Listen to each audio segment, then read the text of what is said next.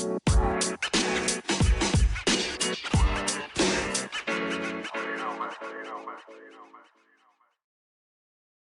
guys. Am I back? I think I'm back. Alright, so second time starting this recording up again. I'm I dropped the mic between the chair and the center console of the car. But anyways, welcome back to the pod, back to Theory and Theology. And today I wanted to talk about this topic that I wasn't too sure about.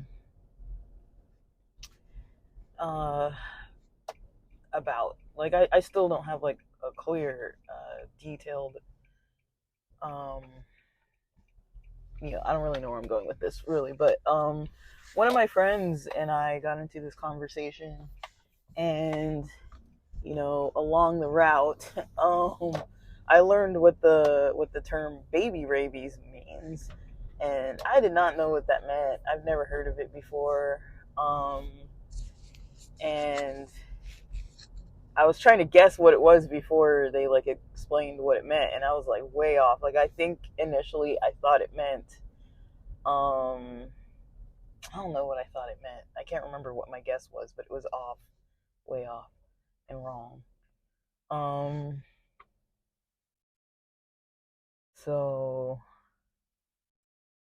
yeah, but basically what it means is like when a when a woman is kind of about to, I guess if she's gonna hit menopause and kind of wants to have a baby, or might potentially hit menopause, but basically it speaks to the whole biological clock ticking kind of situation. And it was kind of interesting because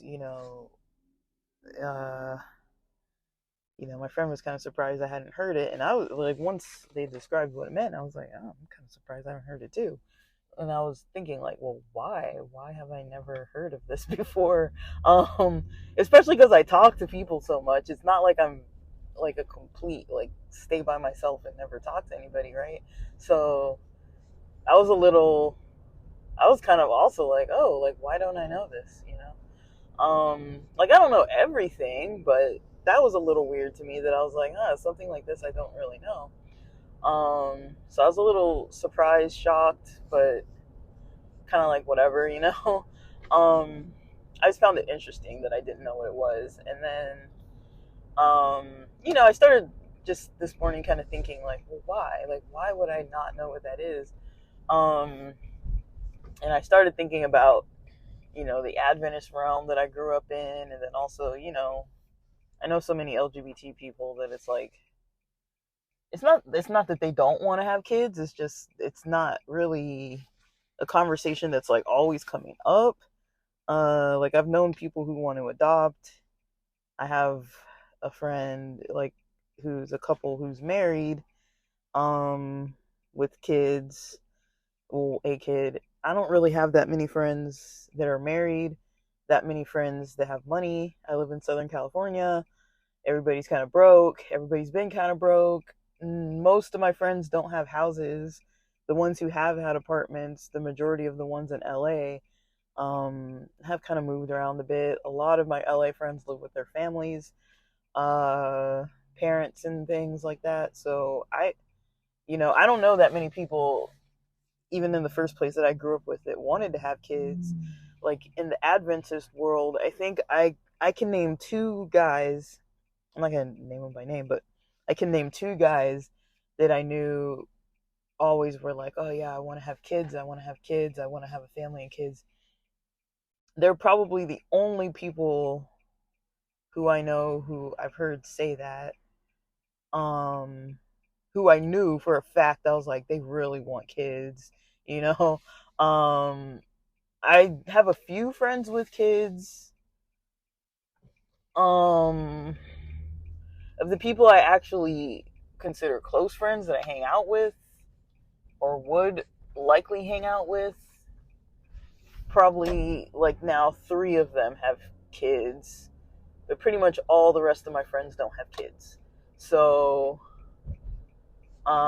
and I know a lot of people who don't want to have kids, a lot of people who are kind of like could take it or leave it, or if they get with someone who already has kids, they're kind of like they'd be cool with it. But I started wondering about it, and I was like, I think it's also because um,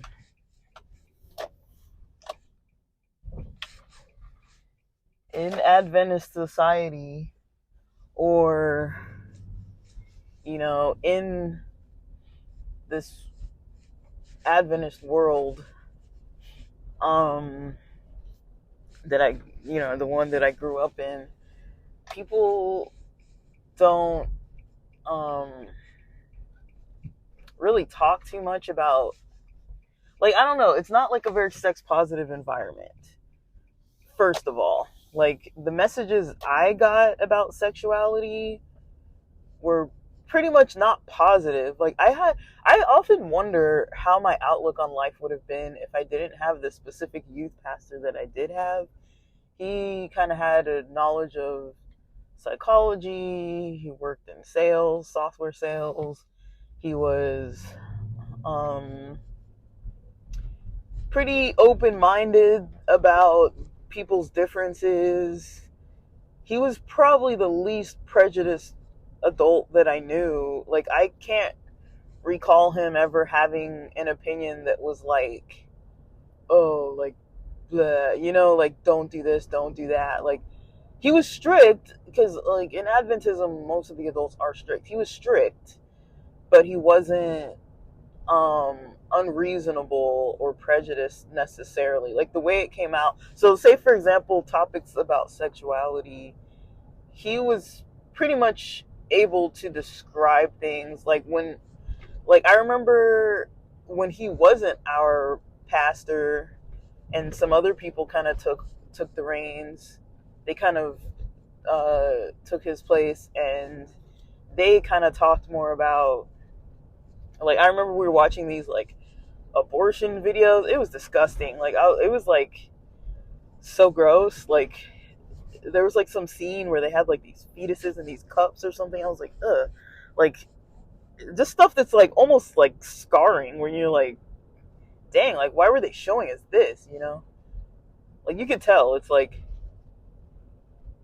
they're trying to promote the agenda of following all those rules. And especially when it comes to sexuality, those rules were some of the most strict. Like, I don't know why it is that, like, the sexuality stuff is where most of the prejudice and fear and issues would come up. And so, it wasn't uncommon that I knew people who didn't really go out with, like, there were female friends that didn't really have a lot of freedom, especially like my Latina uh, female Adventist friends. I feel like they didn't really have a lot of like freedom to go do a lot of stuff. Their parents used to be pretty strict. We could go over to their houses and stuff, but like a lot of times they'd be the ones with the curfews, had to be home at a certain time. Like, we would usually go home at like a decent time. Like, I was rarely out past like 10 unless we like saw a movie that started really late, and then we'd be there. We'd just go straight home after. Like, I don't live in an area of the city where you could really be out that late anyways. Um but yeah, we kind of tried to have more,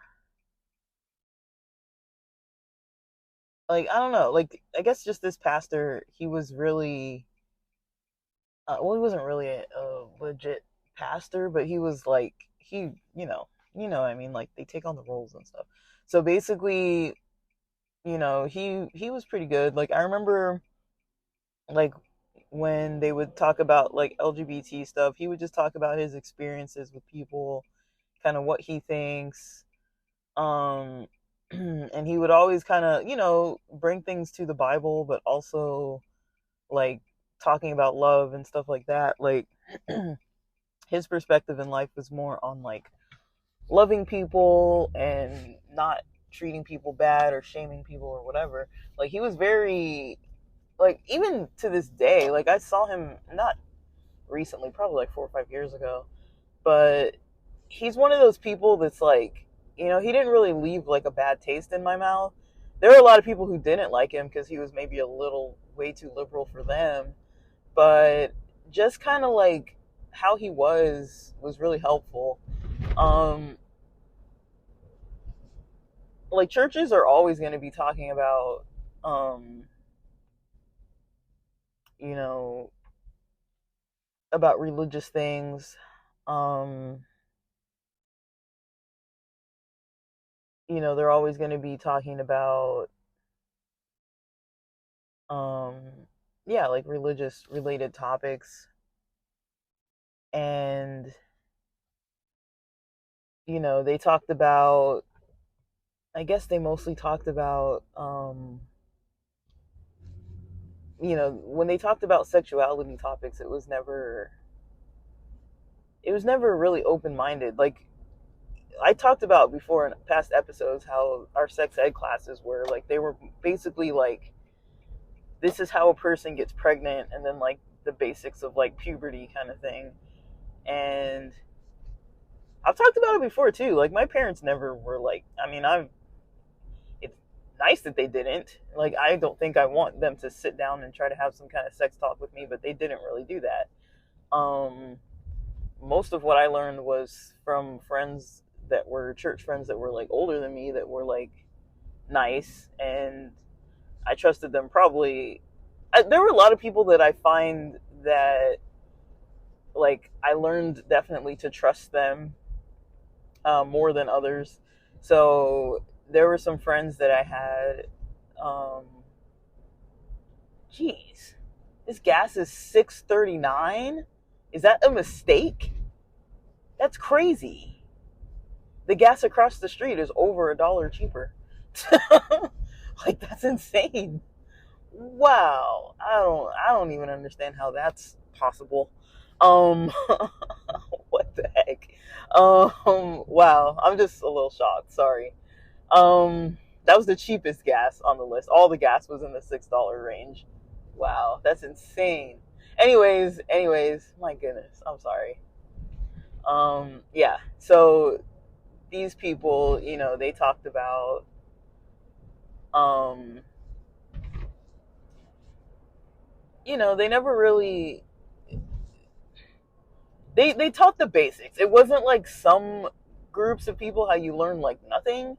Like, and there were a lot of people that, did kind of know a lot. Their parents talked to them a lot. They were really kind of involved with the, what would you call it? Like uh mm, they had a lot of things that they I don't know what I'm trying to say. Like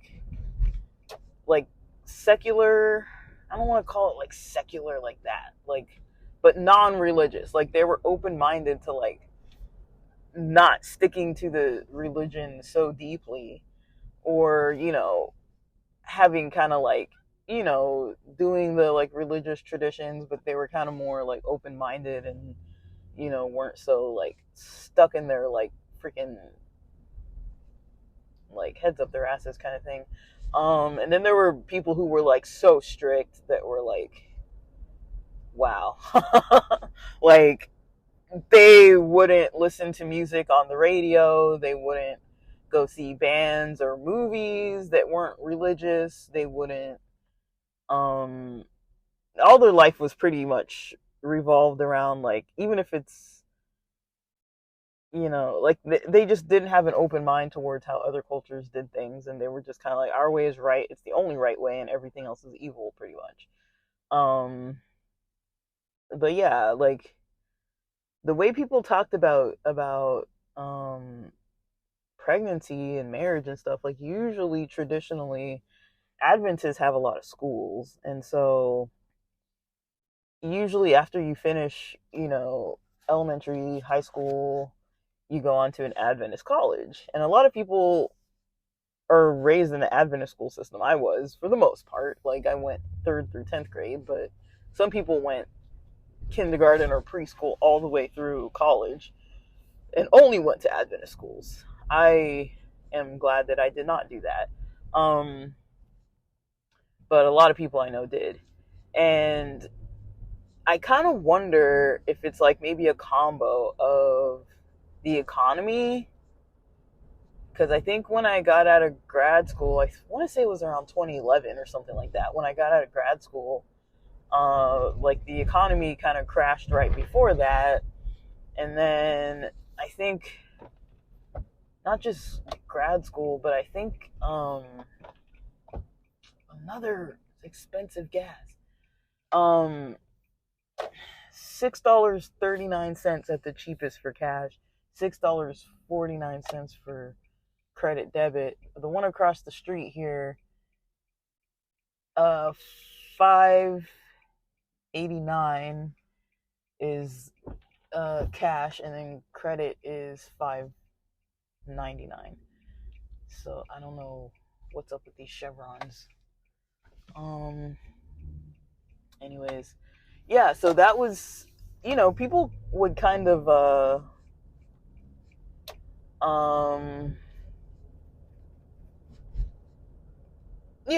they'd be a little,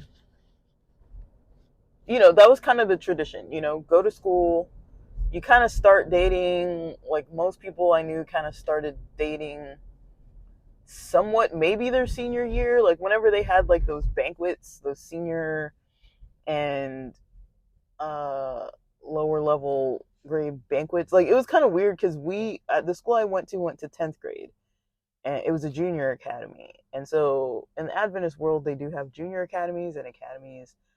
Some of the academies, it's not uncommon to have like boarding schools. Like, I know a lot of friends who went to boarding school as well. Monterey Bay Academy in Monterey in California. I don't know if Walla Walla is a college. I think Walla Walla is a college up in Washington. Glendale Academy in Glendale in California. It's not. It's a day school. Newbury Park is considered, at least it was, I don't know now. It's an academy. It's considered boarding, but it's like there's some housing that the school owns behind their school, and there's like a little cul-de-sac or a little street of some houses on that street that some families, Adventist families, or some teachers live and let students live with them. So it's kind of like a dorm style, but you live with the students. You live with other students in a house where there's an adult that lives there, either a teacher or a family or I don't know if there's any single parents. I don't really know. But yeah. And so there's a lot of,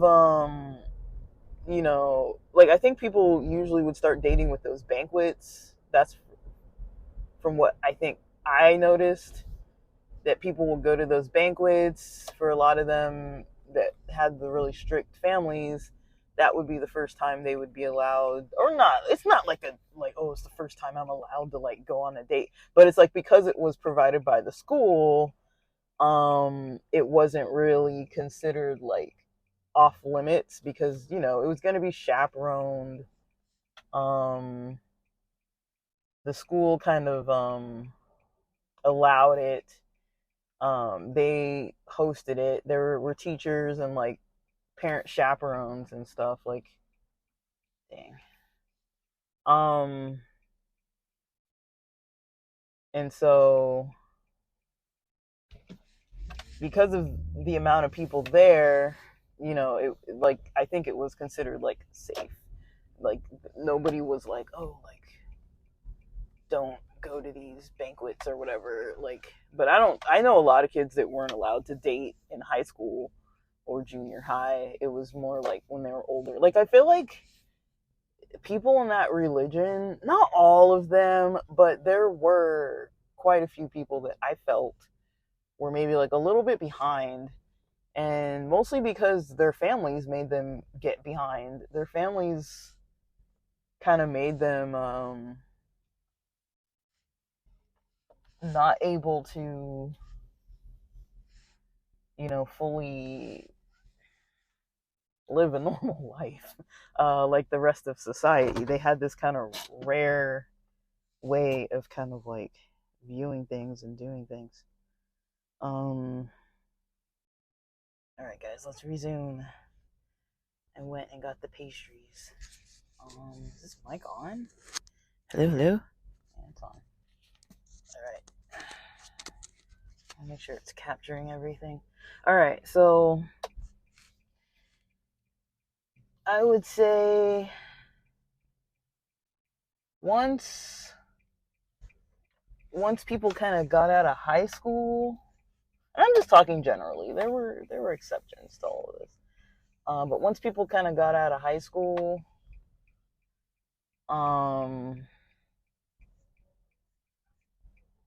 it wasn't uh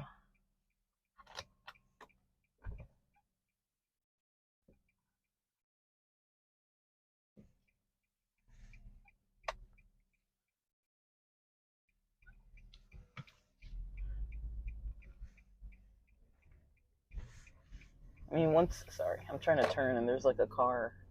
It's not signaling, of course, because it's too difficult, right? Um, but yeah, there was like a lot of people kind of, I don't know, like I think around that age, like, because I remember being like eighth grade, probably around, like there were some kids that were always crushing on people and flirting and stuff like that. There were a couple females that were like that from probably fifth grade, sixth grade, always flirting with the boys, kind of physical, um,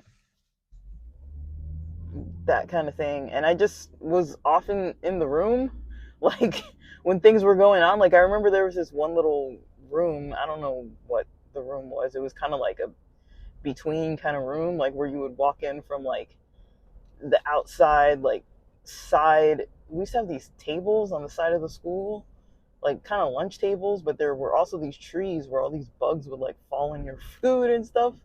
And but yeah, we had this table area, and a lot of times, people would be at the tables outside, and then there was a little area where you could come inside where there were tables. They're like those long, like bench and table, kind of like those heavy ones that take a couple people to move. We had those like indoors, and it was kind of like a homework room slash indoor lunch space slash, if they had like a little event, or like if you're, it would like a little like small assembly room or something, like choir practice room. Like it would depend what was going on. We would kind of use that room for different things. At the school, like different teachers would use it for different reasons at different times, basically. And I remember having this one classmate who was my age. Like I think I was about a year older than everyone in my class because I started school in Missouri, and they were a year. I don't know. They basically, a lot of the students in my grade were a year younger than me. Um, Most of them were. But there's this one girl in my grade who kind of liked flirting with guys that were kind of older. So let's say we were in like seventh grade or something, and she would be pretty flirty with like the ninth graders, the 10th graders. She was pretty flirty with them. Um,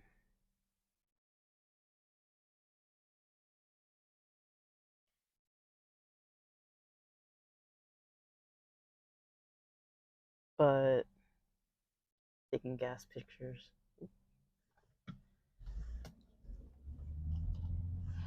yeah, she would be pretty flirty. And I remember her being just, oh my gosh, sorry. Yeah, she would be pretty flirty with these guys, and she was like, always like touching them and stuff and doing all kinds of things. Uh, so I was kind of just like doing my homework and like, just like the rest of us, like, it wasn't just me in there and them. It was like me, them, a few other people. Most of the kids would usually be outside, and I would just go inside. And they would be inside, like on this couch, just kind of flirting, and it would be a lot of the time. There were other times where, um, there was this other friend of mine, like we were kind of the same age and a female, and she kind of dated most of my guy friends, almost all of them. She went through almost all of them. And it was kind of weird because that was kind of like not a good reputation to have, but I mean, I don't think they were that involved, and then,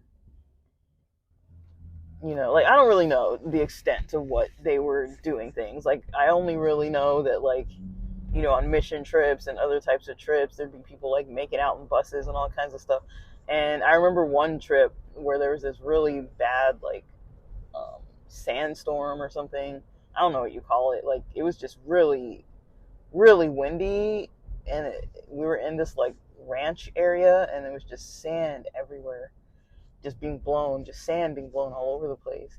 And so, you know, a lot of us, we all went, because a lot of the females we didn't see. I remember we were sleeping in somebody's house, somebody's ranch house, and the guys were sleeping kind of like walking distance away, but it was like, let's call it like 3 city blocks distance away. Like, we didn't really know where they were staying, and they kind of showed us where they were staying, because we were allowed to kind of hang out at the church, which was closer to the girl, where the girls were staying. But then we all went as a crew, like girls, guys, everybody. We all went to the guy's place. I remember they were all sleeping like in this upstairs room, and they had all their sleeping bags out and stuff, and we just hung out up there. And I remember the youth pastor came, and he was pissed. He was just like, "What are you guys doing here?" Like, because we weren't chaperoned. We were just, I don't know what we had been doing before, but we were doing something where we weren't chaperoned, but we were probably like at the church or like doing something. Like, they would let us kind of like roam in the communities, or like be like, it wasn't like that intense, but just because it was like, I guess we'd probably been there like 20 minutes, maybe. I don't think we were even there an hour. Maybe an hour, but I really don't remember. I feel like it wasn't a really long amount of time. And so we were there, and it was like, we were just hanging out, talking. Like, there were some kids from like Colorado, I think. I think we were with a Maranatha group. I can't remember. Like, it was the first time we went with the group that wasn't from Valley Grande Academy in Texas. And so we went with this other Maranatha group, and it was kids from, I don't know if they were Adventists or not. I don't really know, but the guys from our group and the other group were staying at a place where all the guys stayed, and then the girls all stayed where the girls all stayed. And so we kind of just did it that way, where it was like guys, girls, and then that was kind of all it was, guys, girls, and we were just kind of there. Like, we weren't doing anything. We were just like talking or whatever. But the youth pastor was pretty mad, and I don't know if he said it. He was never like, the girls and guys can't be in the same, room, like, unchaperoned. But I knew that's why he was mad. Like, we all kind of knew, oh, we weren't supposed to do that. But also, we weren't doing anything, and it wasn't like it, like we were literally getting out of the sandstorm, and that was kind of like the solution. Somebody had mentioned like, hey, let's go over to like the guy's place or whatever, and then so we all just went over there because we couldn't hang out outside, so we had to be indoors somewhere. And so we went and hung out indoors in their dorm, and you know, we weren't, I don't know, like we weren't doing anything wrong. Like we didn't get in trouble, but he kind of just was a little stern and kind of like, what are you guys doing in here? Or, like, the girls need to go to their place or whatever he said, or like whatever it was. I don't remember what. I don't remember the exact wording, but I do remember that there was some conflict about this issue. Um, and I don't think it was like a huge deal, but wasn't it wasn't nothing. Like people didn't just let it go and be like, oh, like it's nothing, don't worry. Like it was nothing like that. So I don't know. There would be things like that, and then there was always the message of people like don't have sex with each other and stuff before you get married. Like I don't know that many people that were having sex in high school. Of my Adventist friends, I just don't know that many who were. Maybe two of them, and I don't think it was really a big deal. Like they were older at the time. Like I mean, maybe they were even in college. I don't even remember, but it wasn't really a big deal, like to me. But it's like I remember one of my friends that I met, or someone I grew up with, that like I wouldn't say we're friends because it's kind of, when you know people that kind of have like anger issues and they're always like mad and grumpy and like grouchy and breaking stuff and all. Like this person was kind of like that, so it's like we interacted and like talked and played music together and all kinds of stuff, but I don't really think they were um pleasant to be around. Like we don't really talk anymore. But there was a period for like maybe a couple years where I used to hang out with this person here and there. Um and I got to know them a little bit better and kind of got to realize that this person really isn't that healthy to be around. Um so yeah, we kind of, that person, I remember him mentioning, because I know he didn't go to Adventist schools and stuff, and didn't grow up Adventist, but became Adventist, I guess. And then I remember him talking about like him saying something about having sex or something, and I remember we were like in college, and I was like, "You've had sex before?" Like kind of like not really like, I don't know. I wasn't like trying to be judgy about the sex part. It was more so like just he didn't get along with people, so I was kind of like, why? How is that happening?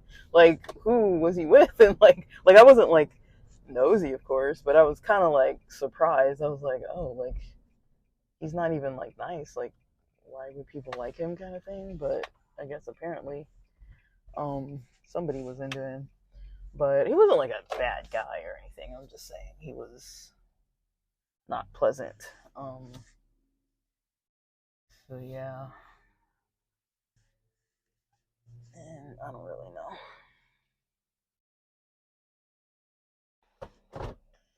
So yeah, that's kind of mostly what I remember. Like it wasn't that people weren't um taught about sex or knowledgeable at all about sex or anything. It just wasn't really part of the culture. Like there was a lot of maybe stigma around it. Um in the religion when I was young.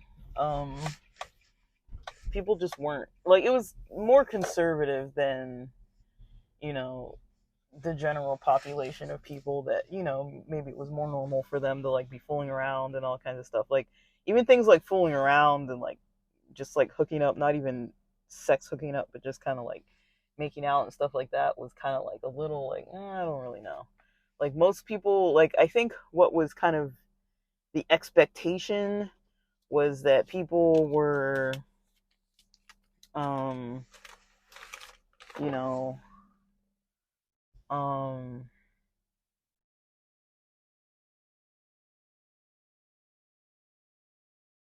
people were um I guess kind of um chaperoned, like they were expected maybe to be chaperoned or to be, I don't know what the word is, like chaperoned or just, not completely left to just do whatever they want to do. There really wasn't a lot of freedom. You were kind of expected to stay within like certain limits that I think were more strict than what the general public would probably say or probably do.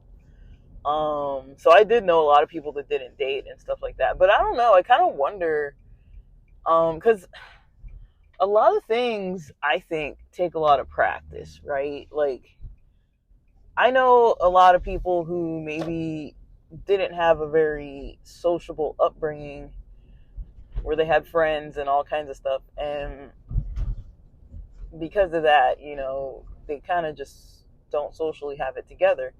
And you know, I do think that it possibly can be maybe damaging to future relationships if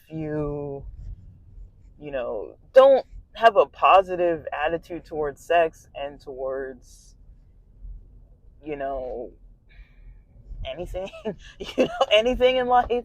Like things that are natural. I think it's weird how like the church tends to kind of want to make it like anything that's natural has some aspect of potential evil to it.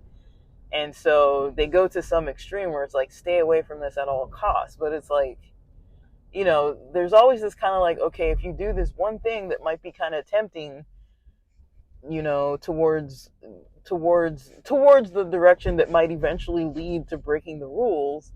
Like if you're holding hands or making out, then they're like, well, you're gonna eventually be having sex with somebody. Like that's just one step towards it. And so they'd rather just not have people doing any of it.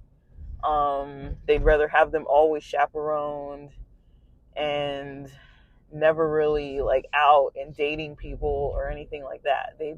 They were really just kind of weird. It was just weird. Like, and I knew it was weird. I grew up around it. I grew up with it, and I knew it was like so odd. But that didn't really like phase me that much because it was like I kind of learned, if there's anything I want to do, just don't involve people in it. Like I had enough friends that weren't in the church that I just knew from around the neighborhood or friends of friends or whatever that I was like in contact with. This is even pre cell phones. Like I knew enough people that I was engaged with and involved with that I could hang out with them, and I just wouldn't tell anybody like what we did. It's like, okay, if I'm smoking pot or doing this or doing that, I just wouldn't tell anybody, and then word never got out. It's like nobody's gonna know if I don't say anything. But I knew that most people were so gossipy and couldn't be trusted that I would never really tell them what I was actually up to when I was doing things with people. I just kind of left it because I was like, I don't need them. I don't need their judgment. But I wasn't really doing that much when I was young. Like, I didn't really care. But I was never really interested in, like, most of the guys I knew or anybody from that church or anything. Like, I just found them all to be, like, too conservative. They were kind of weird. I found some other people that I met outside of the church to be a little more interesting, but I never, most of the time it was like a turn off to me. If people were like part of the church, I was like I'm not interested. Because I knew all the baggage that came with it. It was just too much for me. But yeah, that's kind of all I've really got to say. Um, and it just, I don't know. I don't know if this is even a good topic. I feel like I've kind of spoken about it before, but yeah, um, kind of just is what it is, right? But I just wonder though, because I wonder how it is. I don't think it contributes to people being comfortable having good relationships, having good communication in relationships, knowing things about like sexuality and all kinds of stuff. Like I feel like people just don't know, and so they're late learning about it, and I find that to be problematic. But I don't know what other people would say. Like, I guess a lot of these churches think it's like the best way to do it, I guess, but I think it's weird because then when you go out and you're in society and you're talking to other people, I'm not saying like you can't have a religion and you have to do things exactly as everyone else in the mainstream society. I'm just saying, like, it has its costs and it has its benefits. Like, yes, there are benefits to some of the religious things like that, but then there are also consequences to it. Like, if you don't stay in the religion and then you come out of the religion and you're trying to like date people that aren't part of that religion, they're going to be like, what is going on? Like, you're not doing things the way that other people do them. You don't think about them the same way, like everything's just kind of weird. So I don't really know. But all right, I gotta get going. But with that, thanks for listening.